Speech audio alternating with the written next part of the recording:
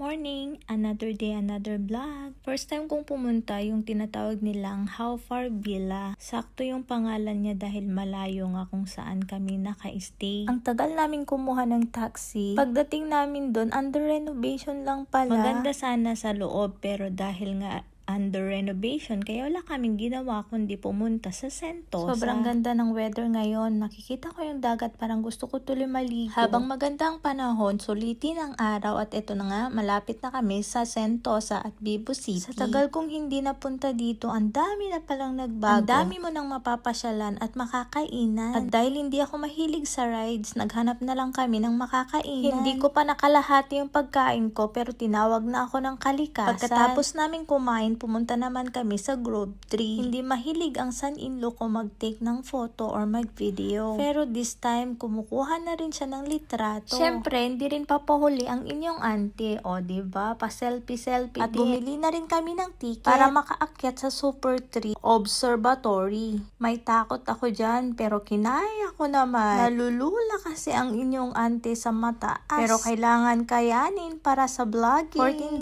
Singaporean pala ang ticket ang bawat isa, pero pag ikaw ay nagtatrabaho sa Singapore, $10 or sana all may bawas. Sa binayaran mong ticket, abay, sulit na sulit ang inyong auntie. Post dito, post doon. Kahit sobrang tirik ng araw talaga ang inyong auntie. 1, 2, sawa. Ayan o, ganda ng ngiti pa. Sa totoo lang, first time kong umakyat dito sa Grove 3. Pero laking tuwa ko talaga kasi iba talaga ang view pag nasa taas. Parang ayoko na nga talagang bumaba dahil ang aking son-in-law ay bumaba na. Pero kami ni Jackie nasa taas pa din. Nakailang video din kaya ako dyan. O, ayan pa. Talagang inikot ko pa para mabidyo ko talaga lahat. Abay, sulitin ang binayad. Kasi hindi mo alam kailan na naman ako pupunta dito. May nawawala dito sa Singapore, guys. Pero pag kilala nyo, ito yun lang siya.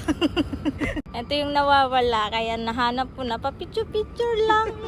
Sabi ko mag-selfie, pero video pala yung nakuhanan ko. Pababa na kami, pero gusto kong makita ng malapitan kung anong itsura ng mga Grove 3. At dahil maaga pa, pinuntahan namin yung Merlion kahit nagkaligaw-ligaw na. At dahil wala na kaming tubig, dyan, nag-igib na rin ako. At napatanong ako kay Jackie, ilan na naman kaya ang napanganga ni Merlion? Akala namin may fireworks today, pero wala pala. Every Saturday lang pala meron, pero napag-isipan na lang namin kumain bago babalik sa hotel at bago umuwi si Jackie. At hindi ko alam na sobrang anghang pala yung na-order ko pero dahil gutom, agoy kinain ko na lang. Ayan, kain tayo.